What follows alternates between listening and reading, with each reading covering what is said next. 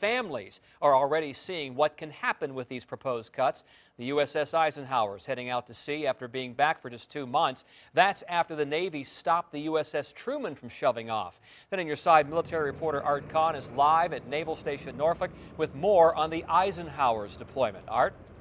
Yeah, you know, there's a big debate stirring over this between the Navy and families of the crew members of the Eisenhower. The Eisenhower left Naval Station Norfolk a short time ago. Now, it's important to point out that even if the Truman had deployed, okay, Eisenhower was still going to go. But once the United States decided it could not afford to maintain that two-carrier presence in the Gulf, it came down to just one, and the Navy said the most cost-efficient thing to do was to stick with their plan and send the Eisenhower back to sea. Now, part of their reasoning for doing that has to do with a readiness cycle, and that gets a little complicated, but let me put it to you like this. What the Navy says is that by sending the Eisenhower, which she's all ready to go, they say, sending the Eisenhower back and leaving the Truman here leaves them a second carrier ready for a surge or crisis deployment.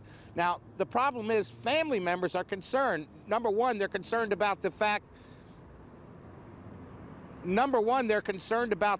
that, you know, the ship has only been back 2 months, and now they're back at sea. They're going to be there till the middle of this year, so that's an extended time away from family, and they're also worried about stretching the crew members thin. They're worried that that could lead to an accident on board. But as I said, the Navy believes this is the best thing to do, and they say Eisenhower's ready. One other thing, they said that this budget crisis is not going to affect any of the funding, training, or mission for the Eisenhower. That's already been approved, and that will stay as it is. I'll have more for you on this in our next half hour of news. Reporting live from Naval Station Norfolk, Art Kahn, 10 on your side.